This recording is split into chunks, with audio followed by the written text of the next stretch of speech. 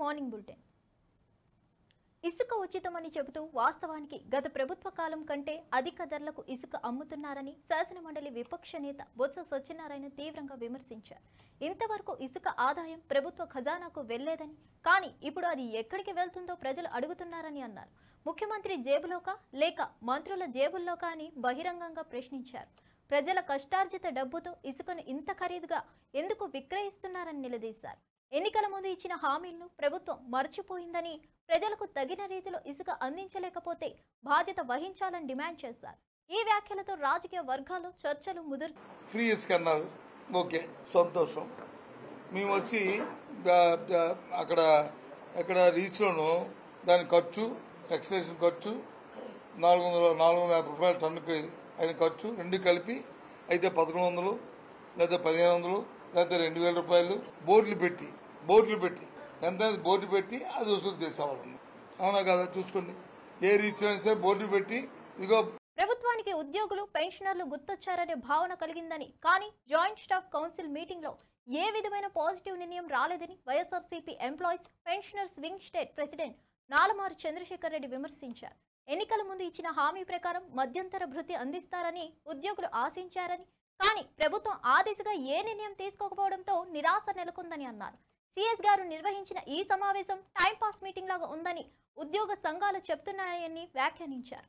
ఉద్యోగులు పెన్షనర్ల సమస్యలను పరిష్కరించడంలో ప్రభుత్వం నిజమైన చిత్తశుద్ధి చూపాలని డిమాండ్ చేశారు. ఈ వ్యాఖ్యలతో ఉద్యోగ వర్గాల్లో అసంతృప్తి వ్యక్తమవుతుంది. ఆశతో చూశారు కానీ ఎక్కడ వేసినటువంటి గొంగళ అక్కర్లాగానే ఏ ఒక్కదాని మీద కూడా సిఎస్ గారి అధ్యక్షత జరిగినటువంటి ఆ మీటింగ్లో ఒక డెసిషన్ తీసుకోలేదు. ఈ రోజున ఉద్యోగులు పెన్షనర్లు అందరూ కూడా రాష్ట్రంలో ఉన్నటువంటి దాదాపు 13 లక్షల పైగా ఉన్నటువంటి ఈ ఉద్యోగులు వాళ్ళ ఫ్యామిలీస్ అంతా కూడా చాలా ఎదురు చూశారు. నిన్న 2 సంవత్సరాల నుంచి పెండింగ్ ఉన్నటువంటి 12th పే రివిజన్ కమిషనర్ గారు, ఏదైతే పే రివిజన్ కమిషనర్ గారిని అపాయింట్ చేసిన ఇంతకుముందు గవర్నమెంట్ చేసినప్పుడు కూటమి ప్రభుత్వం వచ్చిన తర్వాత అతను రిజైన్ చేసి వెళ్ళాడు. రిజైన్ చేసి వెళ్ళిన తర్వాత అతని స్థానంలో వేరే ఒక కమిషనర్ని నియమిస్తారు. ఎన్నికల సమయంలో ఇచ్చినటువంటి హామీ ప్రకారంగా మధ్యంతర భృతిని ఇస్తారు అనేటువంటి ఆశతో ఉద్యోగ వర్గం అంతా నిన్న సాయంత్రం దాకా చూశారు. కానీ నిరాశతో నిస్పృహతో ఉద్యోగులు ఉన్నారు. ఈ రోజున పిఆర్సీని అపాయింట్ చేస్తున్నట్టు కానీ ఉద్యోగ వర్గం అంతా నిన్న అన్ని సంఘాలు కూడా ఏకతాటిపై 30% తగ్గకుండా మధ్యంతర భృతిని ఇవ్వాలని చెప్పేసి కోరారు. దాని మీద కూడా ఎలాంటి నిర్ణయం ప్రకటించకుండా ఊరికే ఏదో టైంపాస్కి మీటింగ్ పెట్టారే కానీ సిఎస్ గారు ఏదో పిలవాలే కదా మీటింగ్ అనే రకంగా పెట్టారే తప్ప అనిపిస్తుంది. కానీ ఏ ఒక్కటి కూడా నిన్న డెసిషన్ తీసుకున్నటువంటి దాఖలాలు లేవని ఉద్యోగ సంఘాలంతా కూడా నిరుత్సాహంగా ఉన్నారు. వాళ్ళు అడుగుతూ ఉన్నారు ఈరోజు ఉద్యోగ సంఘాలంతా కూడా ఇమీడియట్గా పే రివిజన్ కమిషనర్ని అపాయింట్ చేసి మధ్యంతర భృతిని 30% తగ్గకుండా ఇవ్వాలి అని చెప్పేసి. అదనంగా ఏమి ఇచ్చేది లేదు. వాళ్ళకి రావాల్సినటువంటి ఉద్యోగులకు రావాల్సినటువంటి సొమ్మే అది. అయితే అది కూడా అయోమయంలో ఉంది. చాలామంది అంటున్నారు ఈ రోజున వైన్ షాపుల్లో 25% గౌడ కులస్తులకు ఇవ్వలేని రేవంత్ బీసీలకు 42% రిజర్వేషన్లు ఇస్తాడా అని బీఆర్ఎస్ నేత నాగేంద్ర గౌడ్ ప్రశ్నించారు. రేవంత్ హామీలు కేవలం రాజకీయ స్టంట్లా మారిపోయాయని ఆయన విమర్శించారు. గౌడ కులస్తులు తమ హక్కులు పొందలేకపోతే బీసీలకు ఇంత పెద్ద స్థాయిలో రిజర్వేషన్లు ఎలా ఇస్తారని ఆయన నిలదీశారు. ఎన్నికల సమయంలో మాత్రమే హామీలు ఇస్తూ అమలులో మాత్రం వెనుకడుగు వేస్తున్నారని ఆరోపించారు. నిజమైన సంకల్పం ఉంటే ఇప్పటి వరకే అమలు చేసి ఉండేవారని వ్యాఖ్యానించారు. మా షాపులన్నీ గుంజుకొని ఈరోజు బుచ్చమేసినట్లు మాట్లాడుతున్న పరిస్థితి చూసాం. గత ప్రభుత్వం గుర్తించిన దాన్ని కూడా ఈ ప్రభుత్వం గుర్తించలేకపోతున్నది. ఎన్నికలప్పుడేమో 25% అన్నారు, ఇప్పటికొస్తే అసలు గౌడ్స్ కొరకు ఆలోచన చేస్తున్న పరిస్థితి లేదు. 2 పార్టీలు కూడా కేంద్ర రాష్ట్ర ప్రభుత్వాలు 2 కూడా బీసీలను మోసం చేస్తున్నాయి. యావత్ మొత్తం బీసీలను అందరిని మోసం చేస్తున్నది. బీసీలకు రిజర్వేషన్ పేరు మీద ఏదైతే 42% అన్నారో తెలంగాణ రాష్ట్రం లోపల రాష్ట్ర ప్రభుత్వం చేతిలో ఉన్నదాన్ని కూడా ఇవ్వలేని పరిస్థితుల లోపల ఎలా రేవంత్ రెడ్డి గారు ఉన్నారు. ఆయన జంతర్ మంతర్ దగ్గర ధర్నా చేస్తున్నాడు, ఆయన క్యాబినెట్ని తీసుకుపోయి. మరి జంతర్ మంతర్ దగ్గర ధర్నా చేస్తున్నాం అంటే ఇక్కడ నీకు తానున్న అధికారాన్ని ఎవరన్నా ప్రశ్నించగలరు అనే భయంతోనే అక్కడ మోసం చేయడానికి పోతా ఉన్నావు. కేంద్ర ప్రభుత్వంలో ప్రధానమంత్రి గారిని కలుస్తావు చాలాసార్లు, ఒక్కసారి బీసీ ఇష్యూ మీద కలవవు. కేంద్రం లోపల ఢిల్లీలో ధర్నా చేస్తావు, కేంద్ర ప్రభుత్వంలో ఉన్న ప్రతినిధులను ఎవరిని కలవకుండా వస్తావు. అక్కడికి వెళ్తావు, బీసీ రిజర్వేషన్ ఇంతటితో క్లోజు, ఏదైతే ప్రైమ్ మినిస్టర్ రాహుల్ గాంధీ గారు అయినప్పుడు అంటావు. రాహుల్ గాంధీ అయ్యేది అన్నాడు, సచ్చేది అన్నాడు, పోయేది అన్నాడు. ఈ విధంగా బీసీలను రాష్ట్ర ప్రభుత్వం, కాంగ్రెస్ ప్రభుత్వం, అదేవిధంగా భారతీయ జనతా పార్టీ కేంద్ర ప్రభుత్వం రెండు కూడా మోసం చేస్తున్నాయి అనేది ఈ సందర్భంగా నేను తెలియజేస్తూ, తెలంగాణ రాష్ట్రాన్ని దోచుకున్నది కల్వకుంట్ల కుటుంబమేనని వర్ధన్నపేట ఎమ్మెల్యే శ్రీ నాగరాజు తీవ్ర వ్యాఖ్యలు చేశారు. కాంగ్రెస్ అధికారంలోకి వచ్చే నాటికి రాష్ట్ర ఖజానాను ఖాళీ చేసిన కేసీఆర్ అని మండిపడ్డారు. ప్రజల కోసం కేటాయించాల్సిన నిధులను వ్యక్తిగత ప్రయోజనాలకు వినియోగించారని ఆరోపించారు. తెలంగాణ ప్రజలు బలహీన ఆర్థిక స్థితి ఎదుర్కోవడానికి కారణం గత పాలనేనని అన్నారు. కొత్త ప్రభుత్వం ఆర్థిక వ్యవస్థను నిలదొక్కునే చర్యలు తీసుకుంటుందని, ప్రజలకు న్యాయం చేస్తుందని స్పష్టం చేశారు. కేసీఆర్ పాలనలో జరిగిన దోపిడీని ప్రజల ముందు ఉంచి నిజాను బయటపెడతామని తెలిపారు. జోడెద్దుల్లాగా కష్టపడుతూ ఈ రాష్ట్రాన్ని, ఈ యొక్క దివాలా తీసిన రాష్ట్రాన్ని, ఆర్థిక వ్యవస్థను ఒక సక్రమంగా నడుపుకుంటూ ముందుకు వెళ్తూ ఏదైతే వాగ్దానాలు చేసిందో వాగ్దానాలను 6 గ్యారంటీలను ఒక్కొక్కటి సరి చేసుకుంటూ ఇచ్చుకుంటూ ముందుకెళ్తున్నాం. అందులో భాగంగా ఇంద్రమ్మ ఇల్లు చాలా ప్రాముఖ్యత. ఒక సొంత గూడు కలగాలి, ఇల్లు ఉండాలనేది ఒక సామాన్యుడి యొక్క హక్కు అది. అందుకే ఇంద్రమ్మ రాజ్యం వచ్చింది. ఇంద్రమ్మ రాజ్యంలో ఇందిరాగాంధీ యొక్క, స్వర్గీయ ఇందిరాగాంధీ యొక్క ఒకటే నినాదం, గరీబీ హటావో, రోటీ కపడా और మకాన్.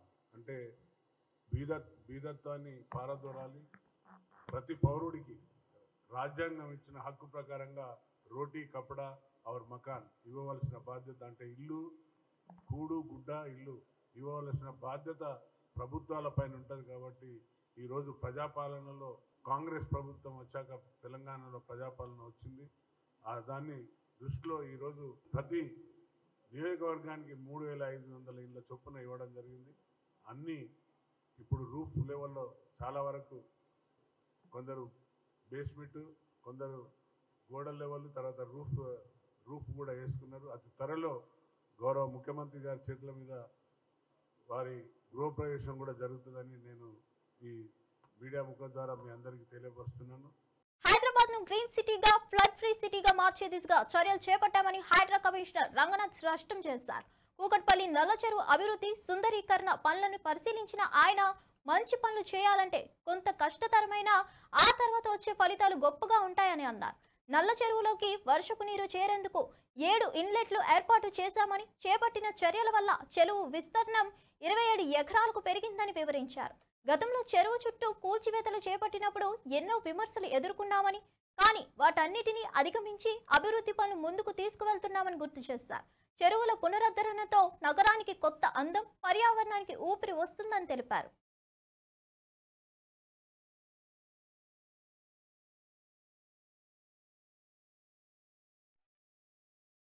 ఒక బతుకమ్మ కుంట తయారైనా, లేకపోతే ఒక కూకట్పల్లిలో ఉన్నటువంటి నల్ల చెరువు తయారైనా, లేకపోతే ఎక్కడైనా కానీ కూడా చెరువులు కానీ, లేకపోతే పార్కులు కానీ, ఇట్లాంటివన్నీ కూడా రేపు మనం తయారు చేసుకుంటుంటే కనుక రేపు మనకు ఒక మంచి గ్రీన్ సిటీ, ఒక సేఫ్ సిటీ, ఫ్లడ్ ఫ్రీ సిటీగా దేశానికి ఒక రోల్ మోడల్ గా కూడా చూపించడానికి ఆస్కారం అవుతుంది. సో దీంట్లో రాజకీయాలకు అతీతంగా కూడా ఈ చెరువుని డెవలప్ చేసాం. ఈ ప్రాంతంలో ఉన్న వేలాది మందికి ఈ చెరువు రేపు ఒక అద్భుతమైన ఫెసిలిటీగా ఉంటుంది. వాళ్ళకి వాటర్ ప్రాబ్లం ఉండదు, దాంతోపాటు ఫ్లడింగ్ ప్రాబ్లం ఉండదు, మంచి వాకింగ్ ట్రాక్స్ వస్తాయి, పిల్లలు ఆడుకోవడానికి ఇక్కడ అద్భుతమైన ఫెసిలిటీస్ ఉంటాయి. చిన్న చిన్న ఫంక్షన్స్ చేసుకోవడానికి కూడా కమ్యూనిటీ హాల్స్ లాగా పెడుతున్నాం. మురికి నీళ్లు రాకుండా, వాసన రాకుండా కూడా దీనికి తయారు చేసేటువంటి అన్ని విధాలుగా ఒక మల్టీపర్పస్ గా దీన్ని తయారు చేస్తున్న ఈ 6 చెరువులు చేస్తున్నాం. ఇప్పుడు ఇంకా ముందు ఇంకా దాదాపు ఒక 10-13 చెరువులు కూడా పైప్ లైన్ లో ఉన్నాయి. అవి కూడా తయారు చేసి సిటీని ఫ్లడ్ నుంచి విముక్తి చేయడానికి త్వరలో మేమందరం కూడా ఫ్లడ్ మేనేజ్మెంట్ ని అడ్రస్ చేయడానికి చేస్తాం.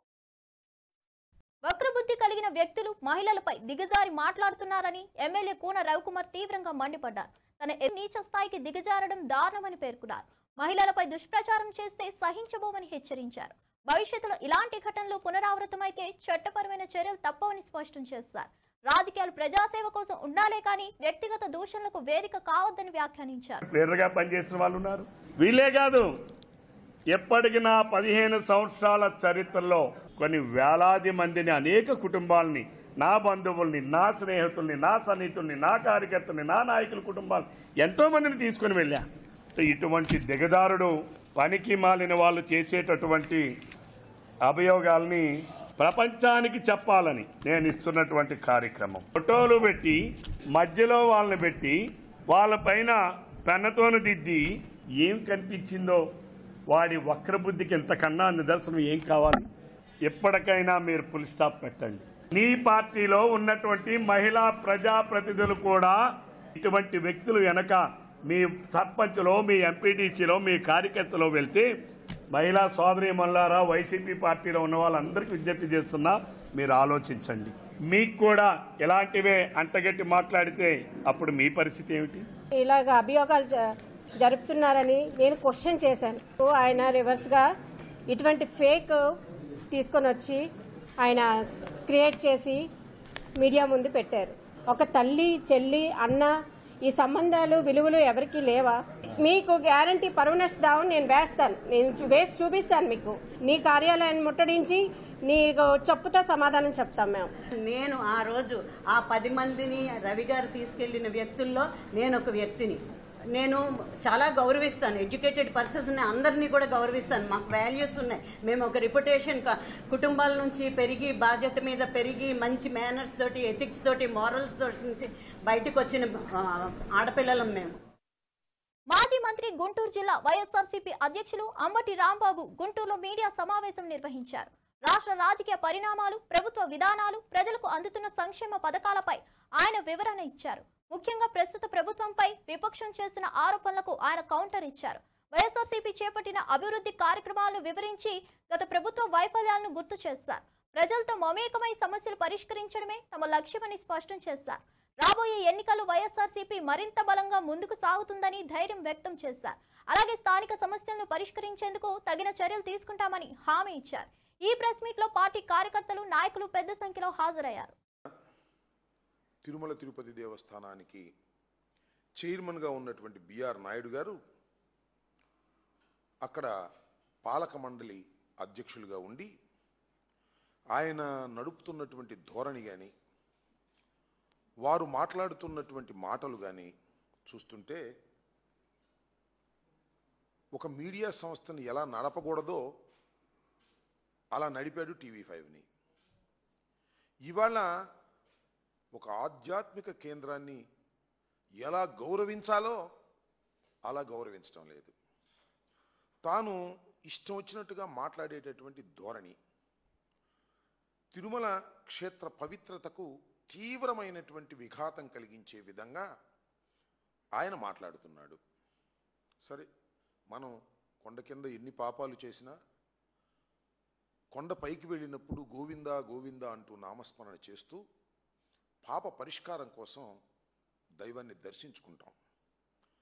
కానీ ఈయన తిరుపతి చైర్మన్ అయిన, కొండ మీదకు వెళ్ళిన గోవింద నామస్మరణ మరిచిపోయి దూషణ భూషణలు, బూతులు మాట్లాడేటటువంటి సమావేశాలు, మీడియా సమావేశాలు చూస్తున్నప్పుడు హిందువులుగా ప్రతి ఒక్కరూ బాధపడవలసిందేనని నేను ఈ సందర్భంగా చెప్పదలుచుకున్నాను. ఆయన ఎలా ఈ టీటీడీ బోర్డు చైర్మన్ అయ్యాడు? ఏమన్నా అంతకుముందు దైవ సేవ చేసి అయ్యాడా? లేకపోతే సమాజానికి సేవ చేసి ఏమన్నా అయ్యాడా? లేక హిందూ మతాన్ని విపరీతంగా గౌరవించి ప్రచారం చేసి అందువల్ల అయ్యాడా అనేది ఒక్కసారి మనం ఆలోచిస్తే వీటికి బిఆర్ నాయుడు గారికి ఏ విధమైన సంబంధం లేదు. ఆయన కేవలం ఒక వ్యాపారి. సరే, బీఎస్సీలో చిన్న ఉద్యోగం చేసేవాడు, బిహెచ్సిఎల్లో. సరే, ఏదో పైకి వచ్చాడు, కింద మీద పడ్డాడు, దొంగతనాలు చేశాడో, దౌర్జన్యాలు చేశాడో, మోసాలు చేశాడో, ఒక స్థాయికి వచ్చాడు. టీవీ5 పెట్టాడు. టీవీ5లో రోజు వైఎస్ఆర్ కాంగ్రెస్ పార్టీని తిట్టేటటువంటి కార్యక్రమం, డిబేట్కి పిలిచి అందరి చేత జగన్మోహన్ రెడ్డి గారిని, వైఎస్ఆర్ కాంగ్రెస్ పార్టీని దూషించే కార్యక్రమం, చంద్రబాబు నాయుడు గారిని పొగిడే కార్యక్రమం. ఇదే కదా మీరు చేసింది. ఇది మీరు చేసిన సేవ. ప్రపంచానికి కాదు, హిందుత్వానికి కాదు, దైవానికి కాదు, మీరు చేసిన సేవ అంతా. తిరుమల పవిత్రతను భ్రష్టు పట్టిస్తున్న వైసీపీ ముఠా నీచ రాజకీయాలు చేస్తున్నారని Yadav corporation chairman Narasimha Yadav media సమావేశంలో ఆరోపించారు. ఎన్టీఆర్ భవన్, అమరావతి నుండి మాట్లాడిన ఆయన భక్తుల విశ్వాసాలను దెబ్బతీసే విధంగా వైసీపీ వ్యవహరిస్తుందని తీవ్రంగా విమర్శించారు. రాజకీయ ప్రయోజనాల కోసం పవిత్రమైన తిరుమల వేదికను కూడా వదలకపోవడం దారుణమని అన్నారు. తిరుమలపై ఇలాంటి కుట్రలు చేసిన వారిని ప్రజలు క్షమించరని హెచ్చరించారు. టీడీపీ ప్రభుత్వం దేవాలయాల గౌరవాన్ని కాపాడుతుందని, వైసీపీ లాంటి నీచ రాజకీయాలకు తావు ఇవ్వబోమని స్పష్టం చేశారు. ప్రజలతో కలిసి తిరుమల పవిత్రతను కాపాడే పోరాటం కొనసాగిస్తామని ఆయన హామీ ఇచ్చారు. తిరుమల తిరుపతి పవిత్రతను కాపాడే విషయంలో కానీ, అదేవిధంగా స్వామివారి ప్రతిష్టను ఇనుమడింపజేసే కార్యక్రమాలు కానీ, సామాన్య భక్తులకు సంబంధించి పెద్దపీట వేసే విషయంలో కానీ, ఏదైతే తెలుగుదేశం పార్టీ మొదటి నుంచి కూడా తిరుమల తిరుపతి దేవస్థానానికి సంబంధించిన టీటీడీ చైర్మన్ల నియామకంలో కూడా ఏదైతే భక్తులు మనోభావాలని గౌరవించే వ్యక్తులు, స్వామివారికి సేవ చేయాలనే దృక్పథం కల వ్యక్తుల్ని, అదేవిధంగా స్వామివారి ప్రతిష్టను ఇనుముడింపజేసే వ్యక్తుల్ని అక్కడ చైర్మన్లుగా నియమిస్తూ రావడం రాష్ట్ర ప్రజలే కాకుండా ఉమ్మడి రాష్ట్రంలో తెలుగువారందరూ కూడా చూశారు. ప్రపంచవ్యాప్తంగా ఉన్న తెలుగువారందరికీ తెలుసు. కానీ గతంలో వైఎస్ రాజశేఖర రెడ్డి ముఖ్యమంత్రిగా ఉన్నప్పుడు కానీ, లేదా జగన్మోహన్ రెడ్డి 5 సంవత్సరాల పరిపాలనలో టీటీడీలో పరిపాలన ఏ విధంగా కొనసాగిందో మనం చూసాం. సాక్షాత్తు భక్తులు ఏదైతే అన్నదానానికి సంబంధించి అక్కడ అన్నప్రసాదం విషయంలో కోట్లాది మంది భక్తులు, లక్షలాది మంది భక్తులు వస్తున్న అన్నప్రసాదానికి సంబంధించి చూస్తే జగన్మోహన్ రెడ్డి పరిపాలన నేనే స్వయంగా కూడా అక్కడ అన్నదానం ఏ విధంగా జరుగుతుందనే పరిశీలనార్థం నేనే వెళ్ళడం జరిగింది. స్వయంగా ప్రత్యక్ష సాక్షి నేనే. అక్కడికి వెళ్ళినప్పుడు ఆ క్యాంటీన్లో కానీ, అక్కడ వాడుతున్న వస్తువులు కానీ, అక్కడ వాడుతున్న బియ్యం కానీ, తదితర వస్తువులు చూస్తే చాలా నాసిరకంగా, ఎందుకంటే భక్తులకి మెరుగైన భోజన వసతి కల్పించాలనే ధ్యేయంతో అన్నప్రసాదానికి సంబంధించి అన్నదానం అక్కడ జరుగుతూ ఉంటే కోట్లాది రూపాయలు భక్తులు ఇచ్చిన సొమ్ముని ఏ విధంగా దుర్వినియోగం చేశారో, ప్రతిరోజు లక్షలాది మంది యాత్రికులకు పెట్టే భోజనం విషయంలో కూడా ఆనాటి పాలకులు జగన్మోహన్ రెడ్డి కానీ, అదేవిధంగా కరుణాకర్ రెడ్డి కానీ, లేదా ఆడ వైవి సుబ్బారెడ్డి కానీ ఏ విధంగా ప్రవర్తించారో అదొక ఘటన. అదేవిధంగా నేను ఎన్నికల ముందు చెప్పాను, స్వయంగా వెంకటగిరి సభలో ఏదైతే తిరుమలలో అనాదిగా కూడా తిరుమల 4 మాడ వీధుల్లో లడ్డూకు సంబంధించిన గుమగుమలు ఎక్కడికి వెళ్ళాయని ప్రశ్నించాం. ఆ రోజు కూడా కరుణాకర్ రెడ్డి అక్కడ చైర్మన్గా వ్యవహరిస్తూ ఉన్నాడు. ఏనాడు కూడా అక్కడ వచ్చిన విమర్శలకి సమాధానం చెప్పిన దాఖలాలు లేవు. కానీ ఆ రోజు నుంచి ఈ రోజు వరకు కూడా చూస్తే ఈరోజు కరుణాకర్ రెడ్డి ఏ విధంగా నీతులు వల్లిస్తూ ఉన్నాడో మనం చూస్తూ ఉన్నాం. ఏదైతే ఈరోజు స్వామివారి ప్రసాదంలో ఏ విధంగా కల్తీ జరిగిందో దానికి సమాధానం చెప్పే పరిస్థితులు లేవు కరుణాకర్ రెడ్డి దగ్గర.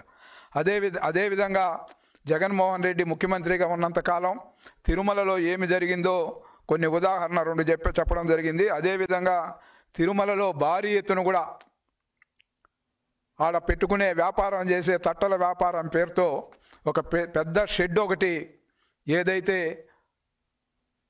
పాత కళ్యాణ కట్ట దగ్గర పెద్ద ఒక షెడ్డు, యాత్రికులు ఆడ వర్షం వచ్చినా లేకపోతే బూతులు తిట్టేవారిని రప్పా రప్పా నరుకుతామనే వారిని ప్రోత్సహించేది ముఖ్యమంత్రి జగనే అని ఎమ్మెల్సీ బీద రవిచంద్ర యాదవ్ మీడియా సమావేశంలో విమర్శించారు.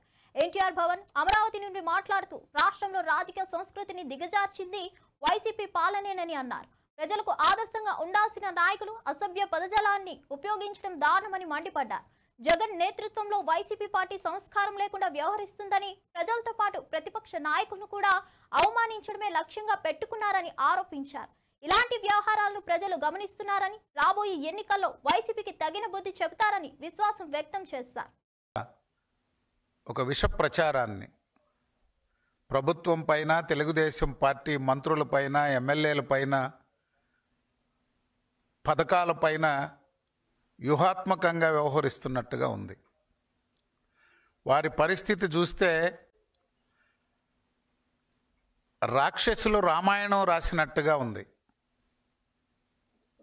చంద్రబాబు నాయుడు గారన్నా తన పరిపాలనలో చిన్న తప్పులను కూడా సహించడు, క్రమశిక్షణకు మారుపేరు అనేటువంటిది చంద్రబాబు నాయుడు గారు. అది పార్టీ అధ్యక్షుడిగా, ముఖ్యమంత్రిగా తన పరిపాలన ద్వారా ఈ దేశానికే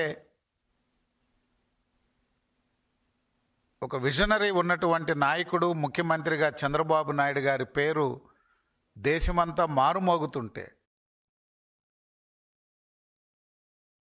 టీడీపీ పార్టీ సంక్షోభంలో సీనియర్ ఎన్టీఆర్ ను పక్కన పెట్టి చంద్రబాబు నాయుడుకి జస్టిస్ సుదర్శన్ రెడ్డి మద్దతు తెలిపారని కాంగ్రెస్ ఎంపీ మల్లు రవి గుర్తు చేశారు. ఆ కృతజ్ఞత భావంతో అయినా చంద్రబాబు ఇప్పుడు మా ఉపరాష్ట్రపతి అభ్యర్థికి మద్దతు తెలపాలని డిమాండ్ చేశారు. కాంగ్రెస్ పార్టీ ఎంపిక చేసిన అభ్యర్థి సామాజిక న్యాయాన్ని ప్రతిబింబిస్తారని, అందుకే అన్ని పార్టీలు మద్దతు ఇవ్వాలని పిలుపునిచ్చారు. గతంలో టీడీపీకి ఇచ్చిన తోడ్పాటు గుర్తించుకొని ఇప్పుడు కాంగ్రెస్ అభ్యర్థికి అండగా నిలబడడం సమంజసమని అన్నారు. మరి అందువల్ల చంద్రబాబు నాయుడికే ఆ గుర్తు చెందుతుందని అప్పుడు ఇచ్చేసేటువంటి దాంట్లో ఆయన ఉన్నారు. అది దృష్టిలో పెట్టుకునైనా చంద్రబాబు నాయుడు గారు ఆ గుర్తు వల్లనే చంద్రబాబు నాయుడు 2-3 సార్లు, అప్పుడు 2 సార్లు అయ్యాడు, మొన్న ఒకసారి అయ్యాడు, మళ్ళీ ఇప్పుడు అయ్యాడు, 4 సార్లు సీఎం అయ్యాడు. మరి కృతజ్ఞతాభావాన్ని చూపిస్తారని మేము అనుకుంటున్నాం.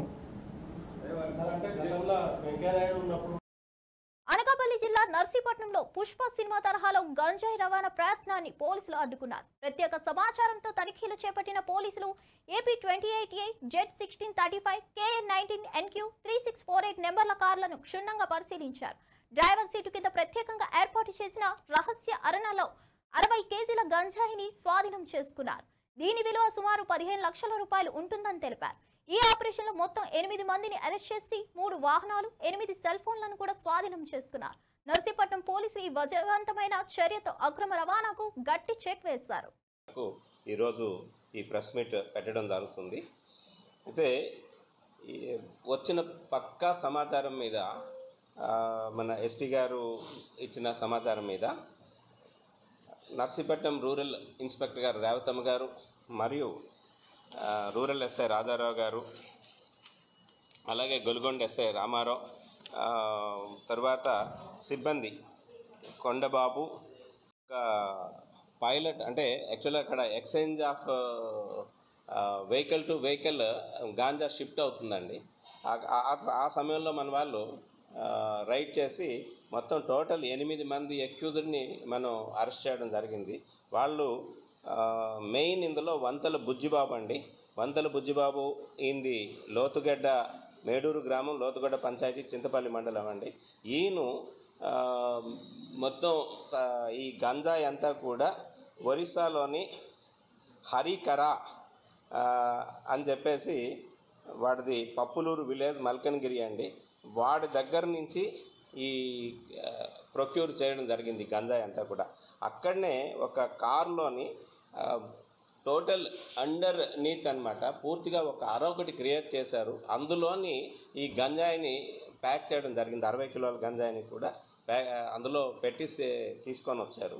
తీసుకొని వచ్చి అక్కడి నుంచి డౌనూరు దగ్గర వరకు కూడా, అంటే వయా చింతపల్లి వీటి మీదుగా డౌనూరు చెక్ పోస్ట్కి ఇంకా ముందుగానే అక్కడ రొబ్బసింగి దగ్గరలోని ఆపి అక్కడి నుంచి వయా వేరే రూట్ తీసుకొని ఆ చెక్ పోస్ట్ని అవాయిడ్ చేస్తూ రొబ్బసింగి, అలాగే మరిపాలెం దీని మీదుగా వచ్చి రిట్టవానిపాలెం దగ్గరకు వచ్చారు. రిట్టవానిపాలెం దగ్గరకు వచ్చేసరికి కర్ణాటక నుంచి మిగతా అక్యూజ్డ్ ఎవరైతే ఉన్నారో డెస్టినేషన్ పాయింట్ అనమాట వాళ్ళది, మహమ్మద్ జాముద్దీన్ కర్ణాటక, అలాగే సంతోష్ చిక్మంగళూరు కర్ణాటక, అట్లాగే సిద్ధేష్ ఈయనది కూడా కర్ణాటక అండి, నయీం ఈయన కారు ఓనర్ అనమాట. వీళ్ళంతా కలిసి అక్కడి నుంచి షిఫ్ట్ చేసి వీళ్ళ కారులో షిఫ్ట్ చేస్తుండగా మనం పట్టుకోవడం జరిగింది. పట్టుకొని వాళ్ళ దగ్గర నుంచి ఈ 60 కేజీల గంజాయిని మరియు 2 కార్లు, ఒకటి ఏపీ 28A Z1635 హొండాయ్ సాంత్రో కారు, అట్లాగే ఇంకోటి KA19 MQ 3648 కారు ఒకటి, అట్లాగే పైలటింగ్ అండి. దీనికి ఒక జువెనల్, ఆయన పేరు అది కూడా మనం చెప్పకూడదు, ఆయన కూడా చింతపల్లి దగ్గర నుంచి పైలట్ చేసుకుంటూ వస్తున్నాడు. వీళ్ళందరినీ కూడా మనం అదుపులోకి తీసుకోవడం జరిగింది. అదుపులోకి తీసుకొని ఈరోజు నర్సీపట్నం రూరల్ పోలీస్ స్టేషన్లో కేసు రిజిస్టర్ చేయడం జరిగింది. ఇది పక్కా సమాచారంతో, అంటే ఈ రెగ్యులర్గా మీరు చూస్తున్నారు ఈ మధ్యంతా కూడా ఏం చేస్తున్నారంటే వచ్చి మనకి చెక్ పోస్టులన్నీ కూడా మన జిల్లాలో పకడ్బందీగా చెక్ పోస్టుల్లో చెకింగ్ అవుతున్న దృష్ట్యా వీళ్ళు చెక్ పోస్ట్ వరకు వచ్చి అయితే మోత ద్వారా కానీ లేదు అంటే డీవియేషన్ రూట్స్ తీసుకొని కానీ వస్తున్నారు. ఎస్పీ గారు ఉత్తర్వుల మేరకు మనం ఈ చెక్ పోస్ట్తో పాటు ఈ ఆల్టర్నేటివ్ రూట్స్ ఏదైతే ఉన్నాయో వీటికి ఆ రూట్స్లో కూడా చెకింగ్ నిర్వహించడం జరుగుతుంది. అందులో భాగంగానే ఈరోజు మన రూరల్ ఎస్ఐ గారు, గొల్గొండ ఎస్ఐ గారు, రేవతమ్మ గారు సిబ్బంది కూడా యూరియా కొరతకు బీజేపీ బీఆర్ఎస్ స్కాలర్షిప్ కారణమని మంత్రి సీతక్క ఆరోపించారు. యూరియా సరఫరా చేయాల్సిన బాధ్యత కేంద్ర ప్రభుత్వానిదే అని గుర్తు చేశారు. కానీ కేంద్రాన్ని ప్రశ్నించకుండా రాష్ట్ర ప్రభుత్వంపై విమర్శలు చేస్తున్న బీఆర్ఎస్ నేతలకు కనీస అవగాహన లేదని విమర్శించారు. రైతుల సమస్యలను పక్కన పెట్టి రాజకీయ లాభాల కోసం బీజేపీకి పరోక్ష మద్దతు ఇస్తున్నారని మండిపడ్డారు. డైరెక్ట్ గా బీజేపీకి మద్దతు ఇస్తామని చెప్పకుండా ఇలాంటి నాటకాలు ఎందుకు చేస్తున్నారని నిలదీశారు. రైతుల కోసం రాష్ట్ర ప్రభుత్వం కృషి చేస్తుందని, కేంద్రం బాధ్యత తప్పించుకోవడం దురదృష్టకరమని వ్యాఖ్యానించారు. ఏమన్నా అర్థం ఉన్నదా? ఎవరి చేతిలో ఉంది యూరియా? ఇవ్వాల్సినటువంటి బాధ్యత కేంద్రం నుంచే వస్తుంది రాష్ట్రాలకు మేజర్గా. మరి అది అక్కడ ఇవ్వకుండా మీ ఎంపీలు కానీ మీరు కానీ అది మాట్లాడకుండా ఇవాళ రాష్ట్రం మీద దుమ్మెత్తిపోయడమే కాకుండా ముడిపెట్టడం, ఏమంటారు ఎంటకకును కాలిగొట్టుకేదో ముడిపెట్టినట్టుగా ఈరోజు ఒక అవగాహన ఉన్నటువంటి మనుషులు ఈ రకంగా మాట్లాడతారా? ఇవాళ మీరు ఆ రోజు మరి హెలికాప్టర్లు వేసుకొని మేము థర్డ్ ఫ్రంట్ పెడతాం, ఈ ఫ్రంట్ పెడతామని మీరు ఆ రోజు తిరిగిండ్రు. ఈరోజు అదే పార్టీలు అన్నీ కలిపి అభ్యర్థిని ముందు పెట్టడం జరిగింది. ఎందుకు వ్యతిరేకిస్తున్నారు? సూటిగా సుత్తి లేకుండా దాపరికం లేకుండా ఖచ్చితంగా మేము బీజేపీకి మద్దతు ఇస్తామనండి, సరిపోతుంది. కావాలని క్యూల్లో చెప్పులు పెట్టి కృత్రిమ యూరియా కొరతను సృష్టిస్తున్నారని మంత్రి పొన్నం ప్రభాకర్ ఆరోపించారు. ఎరువులు పూర్తిగా కేంద్ర ప్రభుత్వానికి సంబంధించిన అంశమని స్పష్టం చేశారు. కృత్రిమ కొరతను చూపించి ప్రజలను తప్పుదోవ పట్టించడం దారుణమని మండిపడ్డారు. తెలంగాణపై బీజేపీ వివక్ష చూపుతుందని, రైతుల సమస్యలను పట్టించుకోవడం లేదని తీవ్రంగా విమర్శించారు. రాష్ట్రంలో జరిగిన సమస్యలపై బీఆర్ఎస్ పార్టీ ఎప్పుడూ బీజేపీని టార్గెట్ చేయకపోవడం కూడా ఆశ్చర్యకరమని వ్యాఖ్యానించారు. రైతుల కష్టాలను రాజకీయ ప్రయోజనాల కోసం ఉపయోగించుకోవడం అప్రజాస్వామికమని తెలిపారు. కేంద్రం తక్షణమే తన బాధ్యతను నిర్వర్తించి రైతులకు ఎరువులు అందించాల్సిన అవసరం ఉందని హెచ్చరించారు. ఇబ్బంది పెడుతుంది, మానుకోండి. చేతనైతే మేము అనేక సందర్భాల్లో చెప్పినాం. భారతీయ జనతా పార్టీ బడ్జెట్లో నిధులు కేటాయించన్నాడు, శాసనసభలో తీర్మానం చేసి చర్చ చేసి కేంద్రాన్ని డిమాండ్ చేసినాం. టీఆర్ఎస్ కలిసి వస్తలేదు. ఇవాళ కూడా తెలంగాణ పట్ల వివక్ష చూపెట్టి భారతీయ జనతా పార్టీ అనేకమైనటువంటి కంప్యూటర్లకు సంబంధించినటువంటి లేదా ప్రత్యేకించి నిధులకు సంబంధించి రైల్వే పరంగా కావచ్చు, ఇతరత్ర ఇన్ఫ్రాస్ట్రక్చర్ కావచ్చు, పక్కన ఆంధ్రప్రదేశ్కు కూడా అధిక నిధులు ఇస్తే తెలంగాణ పట్ల అన్యాయం జరిగితే ఇక్కడటువంటి ఇద్దరు మంత్రులు కానీ భారతీయ జనతా పార్టీ మౌనంగా ఉంటుంది. వారికి వత్తాసు పలుకుతున్నట్టుగా టీఆర్ఎస్ పార్టీ కూడా తందాన అంటుంది తప్ప ఎక్కడ భారతీయ జనతా పార్టీని టార్గెట్ చేసే ప్రయత్నం చేస్తలేదు. ఎరువులకు సంబంధించి మీ బాధ్యత, నేనేం రాజకీయం చేయడంలే, చొరవ తీసుకోమని చెప్తా ఉన్నాం. పార్లమెంట్ సభ్యుడిగా బాధ్యత వహించమని విజ్ఞప్తి చేస్తూ ఉన్నాం. ఇక్కడ దేశమంతా ఎట్లున్నా ఢిల్లీకి రాజైన తల్లి కొడుకన్నట్టుగా నీ లోక్సభ నియోజకవర్గం, నీ ఉమ్మడి జిల్లాకు సంబంధించి తెలంగాణ రాష్ట్రం ఈ గడ్డ ఎక్కడ కూడా ఎరువుల కొరత లేకుండా చూసే బాధ్యత మీది అనే మాట సందర్భంగా విజ్ఞప్తి చేస్తా ఉన్నాం. ఇవండి ఈనాటి విశేషాలు. మరో బులెటిన్తో మళ్ళీ కలుద్దాం.